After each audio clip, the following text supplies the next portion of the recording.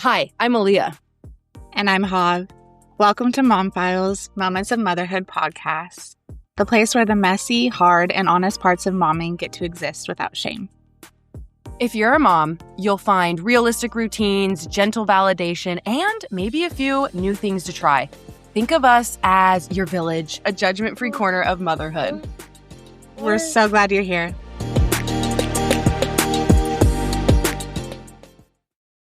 Welcome back. I'm Hav. And I'm Aaliyah. And we wanted to talk about coming home after birth and how it can be such a wild experience. For most of us, you'll have all those texts, you'll have visitors, so much excitement. And then usually comes lots of silence and long stretches of time, especially where you might just be alone with you and baby. It can feel really lonely during postpartum, even if you aren't alone, even if it's not silent. So we wanted to kind of talk about that and what it was like. I know Aaliyah and I have similar but also very different experiences with this, but I know it was something that I would have loved to know more about. Yeah, I know it was definitely something I wasn't prepared for. And obviously, before giving birth, I was just so nervous about being able to take care of a baby. I didn't think about how I would feel after having the baby. And that's really why, we wanted to talk about this, just because for me, it was actually really hard to adjust to this kind of new reality. Yeah. And if this is something new to you and you're experiencing it, it can just feel really isolating.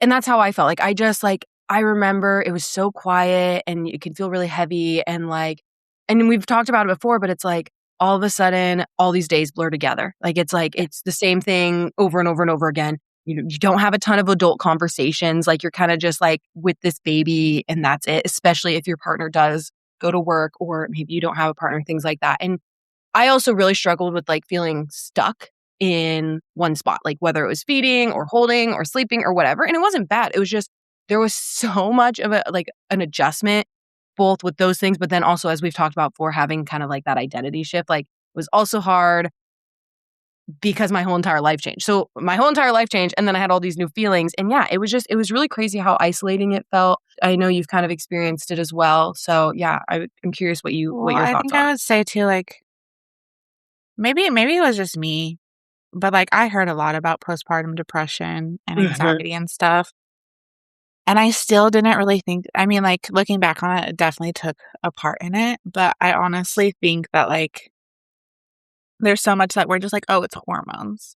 But I think there's a lot of it is what Aaliyah just said is it's an identity shift. It's all these things. If your partner's going back to work, my partner didn't go back to work, but he was taking care of all of the things around the house. And I was still on the couch with the baby doing all these things. We were we did lots of TV time and stuff. And it was great. But I remember literally feeling stuck to the couch. It felt like I was unable to move away from the couch and do anything. Part of it, I think, was first baby. We literally didn't leave the house with her for the first 2 months. I wouldn't say silence was necessarily an issue in my house.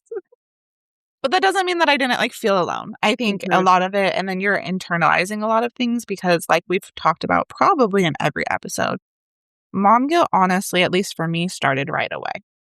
Whether it's I'm not doing enough or I'm doing too much or, for me at the beginning, it was the nursing and the sleeping and the schedules and then not putting her down enough or not holding her enough or whatever the case was. And then for my partner, it was well, I can't do anything sitting here with you, so I'm going to go take care of all the other stuff. Whereas in my head, I'm it's not fair of me to be upset that you're up doing stuff, taking care of the house you should be, but just sit with me kind of thing. And Aaliyah said, it's very isolating, especially if you don't have a lot of those adult conversations. I know we talked about I feel for the first 2 years, I was I literally am just talking to myself all day, even with work, even with husband, and I know you and I live more isolated from our friends, so it might, it can be a little bit harder, but it's not I didn't have friends calling or coming to visit every once in a while and stuff. But yeah, I remember that being just so difficult, just being and even when I did want to talk to friends, I was what do I talk about? Because all I know is I'm tired and baby needs to nurse. And the shows that I'm watching, I'm not really watching them, so we can't even talk about that. And I think it's gonna be different with this baby, which is kinda nerve-wracking because, like, I'm like, I don't know how to prep for that. Right. But I agree. I think it will be a little different. Just one, because you do leave a lot, yeah. and I think that might help. But I'm also like, is that going to cause new Well, that depends. overstimulating yeah, right. So it's just funny. You're like, am I trading loneliness for Or, like, over like, well, and with a toddler running around, again, Mhm. is it gonna be, "Oh, toddler baby 24/7?" And, like, then not only is my mom guilt about, like hopefully my mom guilt about, like, nursing and like, putting baby down or picking baby up, like, I've already think I've come to the conclusion, like, that stuff does not matter. As long as I'm happy, he's happy, whatever. But more so, like, am I doing enough for Azzy? Am I doing it? Which I think our last episode with Dr. Kim has already kind of started a mindset shift for that, which is helpful. If you haven't listened, go listen, check our book. But I think, like, that is one thing for me. I'm like, yeah, I'm gonna be running around more. I plan on utilizing Tony for kids more. I've already talked to him about wanting him just to sit with me more, but also, like, there's even less time to just sit with me because we have a toddler and 2 dogs and a house and all these things. So, as you can see, I'm already spiraling. I'm like, "Ooh, don't know." as you were saying that, when you were talking about mom guilt with a partner, I'm like, it's funny that as moms and parents, we don't think we're ever doing enough. Like, I like how we think like, "Oh, well, we're sitting here taking care of the baby. We're not doing anything." And I'm like, "That's not true." But it's funny how we don't take like, we're like, "Well, we should be helping them clean the house." Like, Yeah, I feel guilty for sitting here, but I'm like, "You are still contributing to the family and doing something." But it's funny how yeah. as a mindset, we don't feel like we are, because that's where I definitely struggled sometimes. It's like, Ty was doing something and I'm like, "Well, I wanna help you, but I can't." So then you feel like you're lazy and not helpful, but I'm like, "Wait, I am doing something." It's just Or I want you to just sit with me, but then I'm gonna be mad that you're just sitting with me because, like, you don't have to sit with me. I remember also feeling like a horrible wife, like, I didn't have the mental capacity to, like, be the partner that I'm, like, used to being and, like, being there for him mentally, even though I also needed, like, you know what I'm saying? Like, and I think that added so much of, like, am I even the wife that you, like, thought you were getting? Because there's, like, my whole mind I mean, our brains literally shift to baby, but I remember that being really hard. And honestly, it didn't get better until I started being able to gain more independence for myself and then start, like, taking on a mental load of a partner again, and now I can look back on it and be like, "Girl, that's crazy of you to even worry about that because, like, your mental was so not okay. You had no right to be worried about somebody else's." I do think the lack of sleep and being lonely makes us sit in our feelings more. Mhm. Like, I feel like I was more like, I think we've talked about it, but I was so, like, sad. Not, like, depressed, but just, like, overwhelmed the first year, and now I look back and I'm like, maybe it was 'cause I was also really tired, and, like, that was weighing me down, and then I was like, and then I'm adding, like, sitting there just, like, festering in my thoughts, and I'm like, "And now that's sitting there." So, I do think that can definitely play a role, especially, the late nights. Like, you are deep in your thoughts and feelings, it's dark, like, I know for me, like, I would just be sitting like, when Dash was really little, I would go into our downstairs living room, and it's a pretty big room, and it's just, like, empty and dark, and we had just renovated it, so there's, like, no wall art, nothing, and you're just, like, kinda watching the clock while everyone else is sleeping, and, like, you're listening to the sounds outside, and I don't know, that part was pretty hard for me just because it felt very isolating. I totally agree, and I know from us well, I know Ty has, like, crazy mornings and stuff. Yeah. With Tony, he still has early mornings and stuff, but I just his aren't as bad, like, he doesn't have a manual labor job, like, I totally could have been like, "I'm getting up in the middle of the night, you're getting up," but then also I'm like, "You can't do it," like, one of us should be rested. And I remember him being like, "Just wake me up," and I'm like but then there's also that, like, why am I waking him up? Like I will say too, Ty did get up with him when he was home, but once he went back to work, he just went back to work way sooner than Tony, so I felt yeah. it just happened so much faster. Well, and that was the thing too, is when Tony was home, he Mhm. was doing night shifts, Right. which were amazing for, like, my sleep at the time.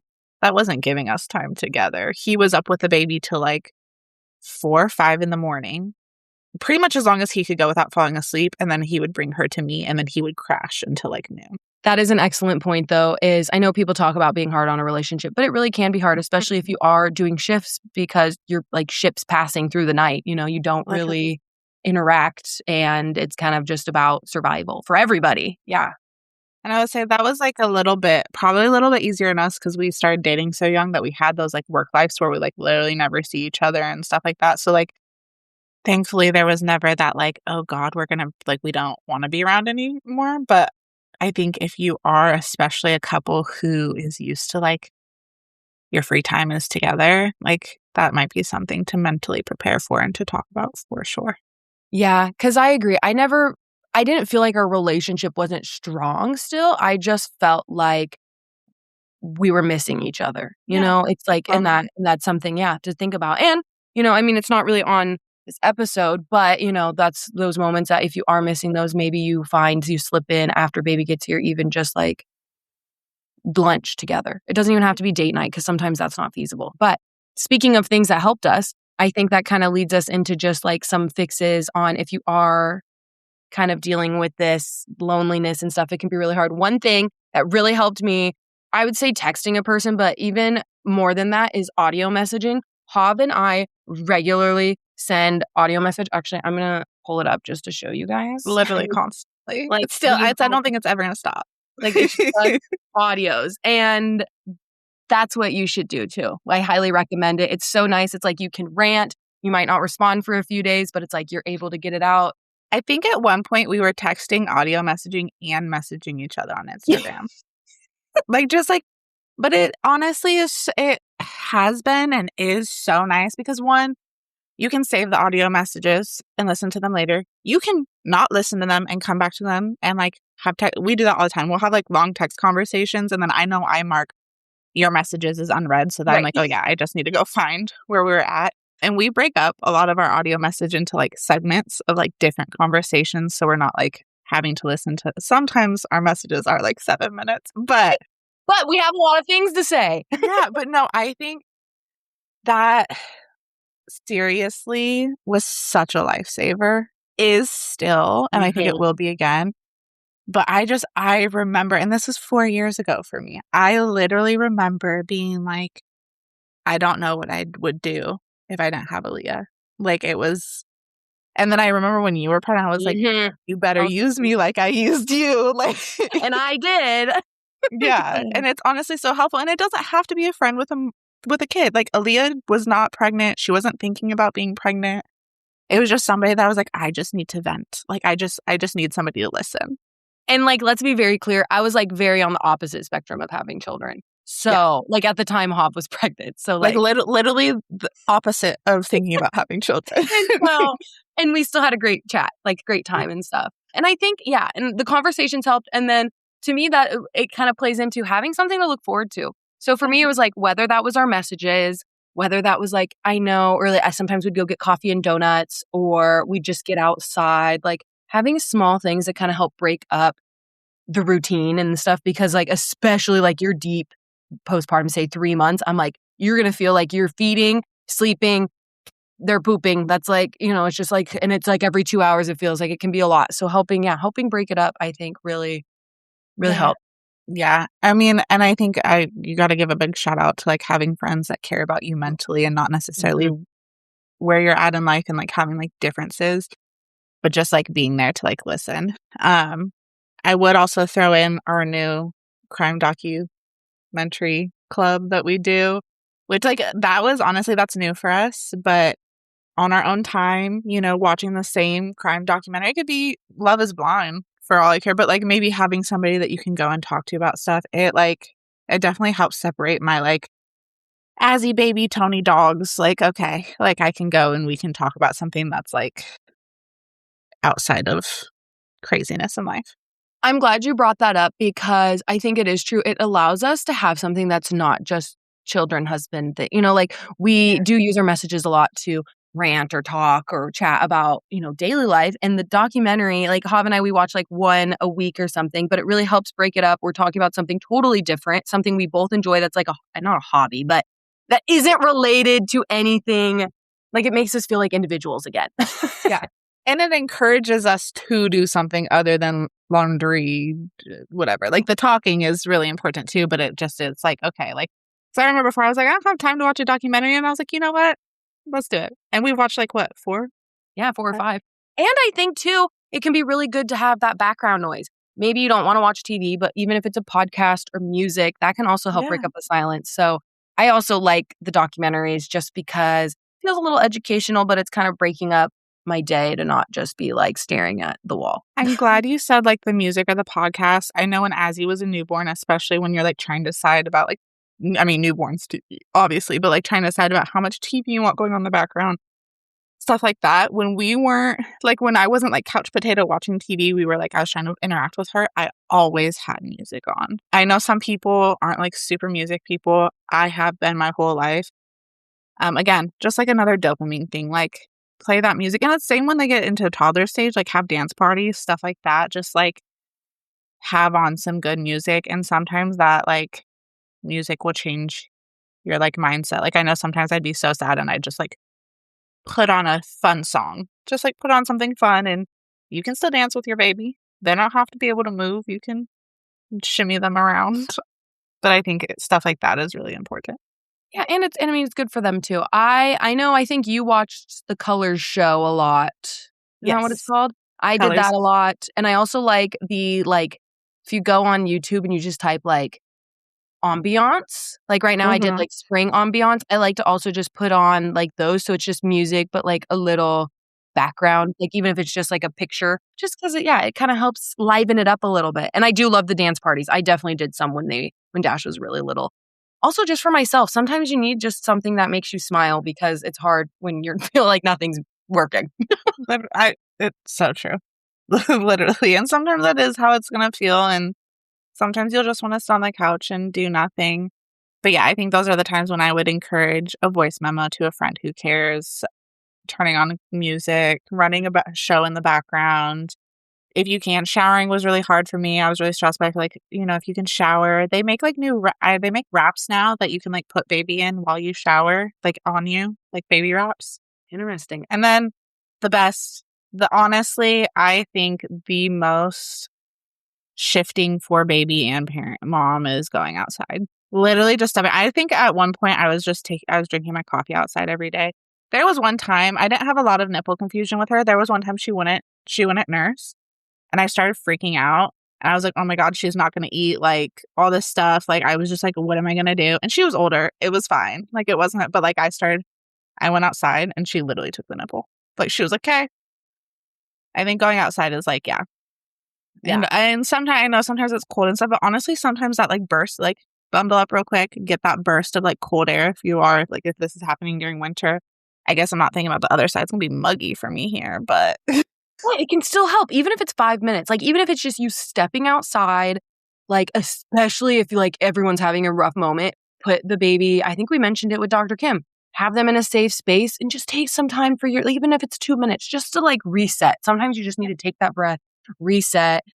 It can help tremendously. I wish I had that audio message because I'm pretty sure there was one time when Hob was like, go outside. And I was like, I No, need there was. I remember. You were like, I don't know what to do. And I was like, walk outside.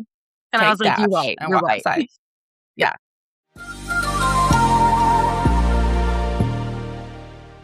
Do you have a podcast and about 4 minutes of free time?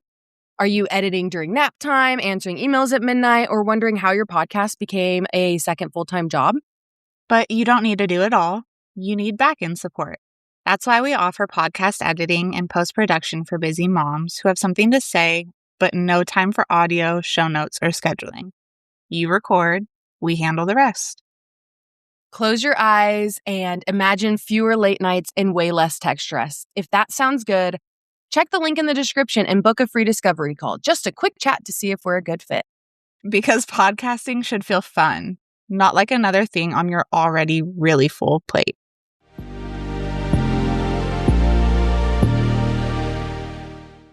I think speaking of 2 episodes ago, we talked about like drop zones for like house stuff and for baby. I had a bouncer that I left outside for her. Oh, So we wow. would go outside and I put her in her bouncer and I'd sit there and I'd drink my coffee and she'd bounce on her bouncer.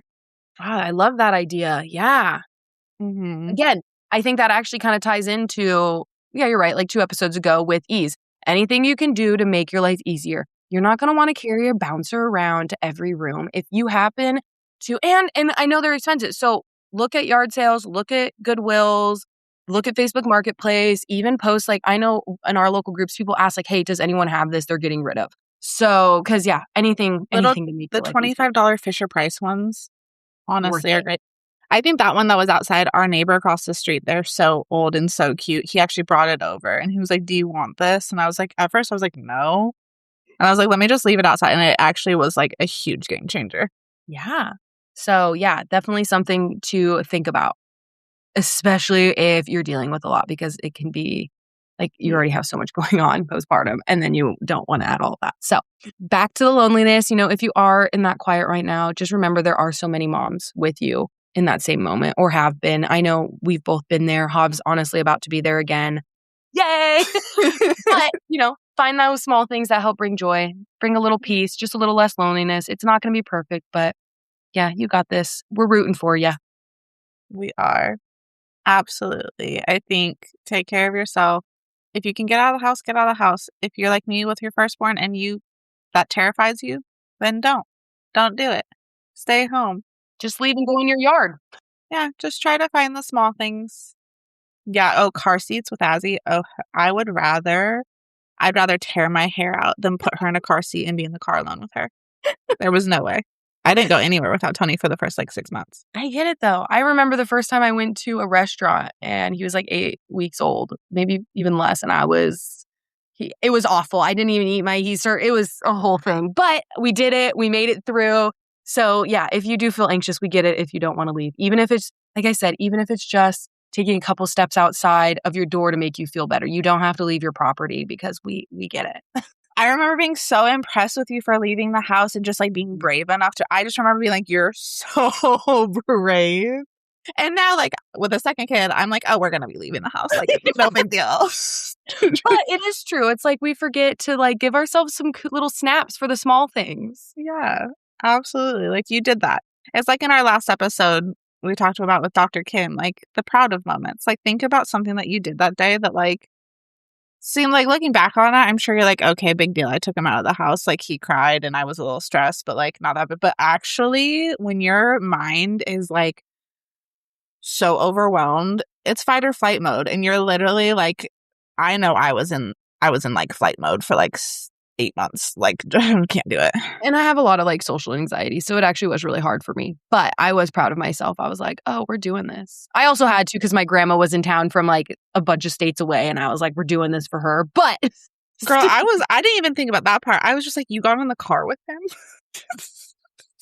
oh my gosh. And that was when he was really little. So I had to take the car seat into the restaurant. Oh my gosh. And then guess what? Their booths weren't big enough. And they put us where I couldn't put him. So he was in his car seat like this. And then he started crying. And I'm trying to, it was horrible. It was a whole thing. It was a whole thing. So if that's you, just remember it's all right. We're all in it. We're all, doing the things every once in a while. You're doing great. All right. Well, I think that's it for today's episode. Yeah. Thank you for joining us. And if you haven't already, hit subscribe and leave a review. It helps more moms find the show and lets us know what you want to hear from us. If you enjoyed the episode, please share it with another mom friend or somebody who maybe is thinking about being a mom. So until next time, where I will be reflecting on the final weeks of pregnancy and intentionally slowing down before welcoming our new baby. With that, remember to keep the kids alive, your coffee hot, or at least reheated once. Bye. Bye.